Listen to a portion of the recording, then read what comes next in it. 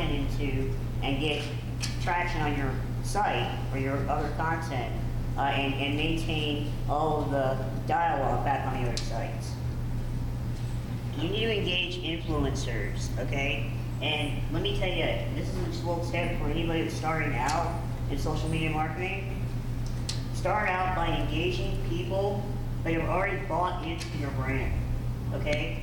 We always hear that you should be engaging like big time influencers, but you can waste a lot of time and money talking to people that don't care about you, okay? So really go after people that have already bought in to your brand. Let me show you an example of that. You can go to Exportly. It's a really cool tool, and you can export all of your followers on Twitter. I think they have one for Facebook too. Do Exportly have one for Facebook? I think so. You think so? Yeah. Well, you can download all of your Twitter followers in a spreadsheet, and what I did was I organized them.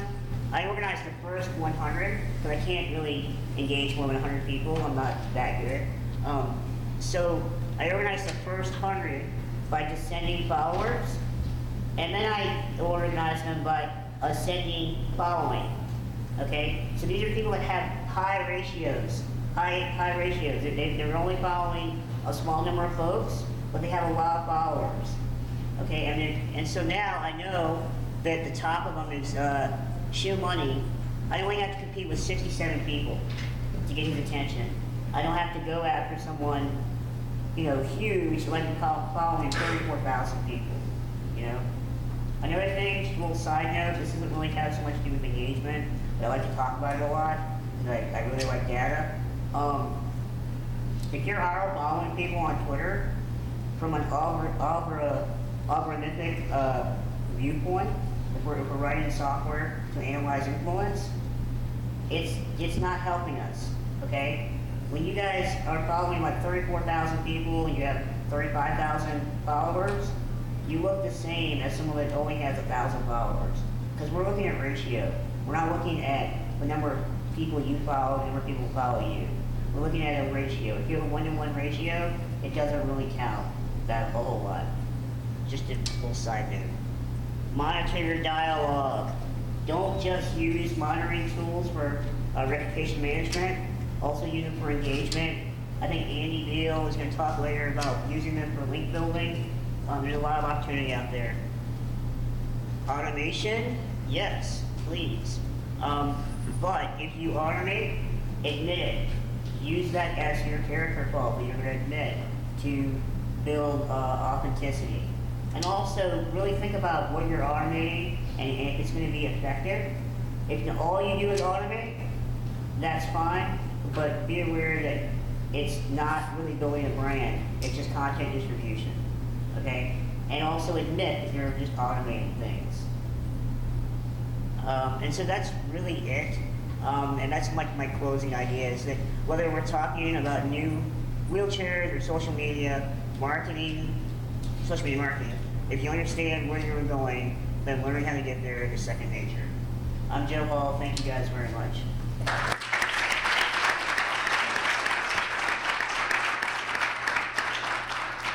I know you got questions for this guy. Raise your hand. Can you work the room? No? For Brandon? Yeah, well, what do you think of Google Plus? Google Plus? Yeah. I love Google Plus. I love it, but I want to say that for a brand, it's really kind of who knows what's going to happen because they haven't released the brand pages yet. I love it as a person, and I think it's a really great, it's kind of a hybrid between Twitter and Facebook. Facebook has that really great threaded comments, that you can have really great dialogue in. You can do that with Google Plus. But what's great about Twitter is that Twitter has the non-mutual relationship, so you don't have to follow someone back if they're following you kind of thing. So it's more of an opt-in relationship kind of thing. And so that's what I love about Google Plus. It's a hybrid between Twitter and Facebook. It brings the best of both worlds, I think, into it. I mean, I love it. Kind of a follow-up question. You gave the example of shoe money. Yeah. And you can say the same thing about Chris Brogan or whatever. People that have a lot of followers and they follow very few people back on Twitter. And you made the comment that he was only following 67 people, so you were more likely to be able to get an engagement with that person. Can you explain? Because those people like Brogan, they get so many messages. Yeah, regardless. what I meant by that is Shoe Money only follows 67 people, okay? I'm one of the 67. So it's easier for me to like get his attention than it would be for Chris Brogan, who unfollowed me 2 weeks ago. You and the rest of the So world. it's not a big deal, whatever. But that's my point. Like, why should I waste time and money trying to influence a heavy influencer that maybe doesn't care or even heard what I'm doing, but someone that does, you know, obviously because they're following me already. That's the whole concept. Gotcha. I didn't realize you were one of the 67. So that's, Yeah. congratulations. And I have no idea why you got government's going on with that. Joe, I've got a question. When it comes to the individual platforms, people say, you know, don't cross-promote, don't put your tweets in LinkedIn, don't put your LinkedIn and your Twitter on Facebook and so on. Each one of these is an individual channel with their own individual approaches for building those brands. Are you seeing that with Google Plus, that Google Plus has its own style of interaction and its own style of branding for Well, people? it's got, well, we don't know, I mean, they don't have business pages up yet. Right, but even as an individual, for Chris Brogan or Yeah. So something like that. for like personal brands, for example, it makes it easier for Brogan to segment content that he shares and then content that's coming in, you know? And it's easier for, say, someone to focus on the people that I guess they think might really matter. And I don't know, I'm a big firm believer in focusing on small sets of people. If you do, like, Brogan just wrote an article actually recently about unfollowing all those people. Yeah. And he said, and this is interesting, that the Twitter API couldn't handle all of those tweets coming into him.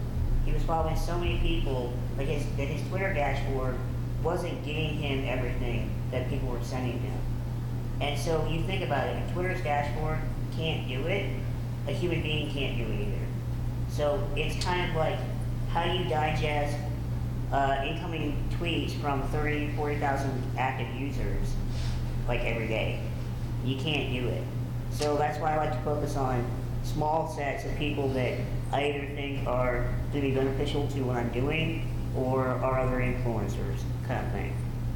Yeah, I was just curious if you find that people are slightly different on each platform. I'm different on Twitter than I am on Facebook. Yeah. I'm different on Google Plus than I am on Facebook and Twitter. I mean, my personality is my brand and my consistency is pretty consistent, but I'm a couple of clicks either way, depending on what platform I'm talking on. Yeah, that makes sense. And you also want to kind of craft that towards the type of user that's Right. using those networks, you know? You don't want to go after,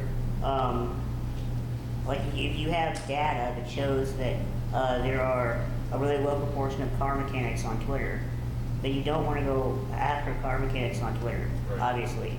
You might have a simple brand page there just to hold your name, but you're not going to spend time engaging people about your new carburetor. You know, you want to go to Facebook or maybe even a niche social media network for car Double channel or mechanics. something. Yeah, something like that. Yeah. Absolutely. Any follow-up for Brian, since he's over here in front of a mic, or for Brandon? We still got some time before lunch. Any at all? Some of the topics? I have a question for Brian. Brian, we're talking today about blogs, design. Do you have any tips for e-commerce design? Well, I think that, you know, kind of applies for any blog specifically. Maybe not so much design oriented, but maybe your content. You know, it can be tricky from an e-commerce perspective. A lot of times, because what do you really have to share outside of, you know, talking about your products? I think if I'm blogging for an e-commerce site, I like the idea of not necessarily talking about the products, but maybe related subjects related to it. So the content for me is going to be a little bit different than necessarily an entertainment blog or something. Or from a design standpoint, I could, you know, all these implications I think apply to really any blog. But for an e-commerce site, it's more about the content. So as far as making it relevant to your user base, I'll encompass overarching. Let's say, for example, you sell car parts or something. You're an e-commerce site that sells car parts. So you're not necessarily just going to talk about car parts. You might talk about all kinds of parts that relate in an overarching kind of way. So you're not just going to talk about those specific car parts and announce like what's the best rotor gadget for your car or something. You're going to talk about emerging trends maybe in the market as it relates to cars in general. So my scope is going to be much wider than the specific items that I'm selling, because there's just only been so much you can talk about, and really nobody really honestly is really going to care so much about following a blog that just talks about boring car parts all day long. So you want to get creative in your content. Back here, Rich. So this is for Brandon. Brandon, could you just explain the difference of the signals that are sent or what happens on the back end when somebody plus ones a search result on Google versus plus oneing on your actual web page or on your site? When you can plus one on a search results page Yep. right now, that goes into your profile. Assume you're logged into Google, log that as a plus one for you, that you sort of bookmark it in a sense. Whereas if you're on the website, plus one, it gives a rich snippet, which is a pop-up dialog box that allows that user to end it, comment on it, and then share that onto their Google Plus network.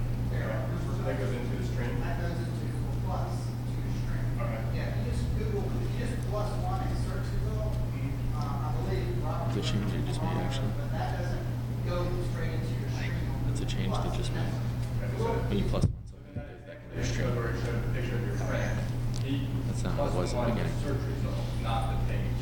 That's not how it was at the beginning. Well, yes, he's plus one search result. And, well, I don't know, it could be. No, he plus one search result. Just a search, yeah. Yeah.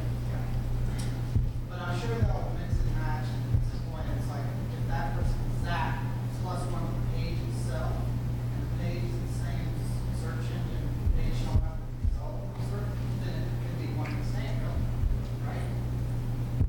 And like group sharp, I only think has like 3,000 plus ones. Yeah. But I'm guessing that's off the search. Yeah, that's true, yeah. So you Because, yeah, because before the last month or so, the rich snippets weren't there either, so it wasn't possible for the page to have. You could put the plus one button on your site, but it was kind of like the like button, if you don't do anything. Good question, though. So this is changing. Yes, sir. Question for Joe. I was wondering if you had any high-level tips for building a brand for B2B. I'm starting to hear the question. Say it again.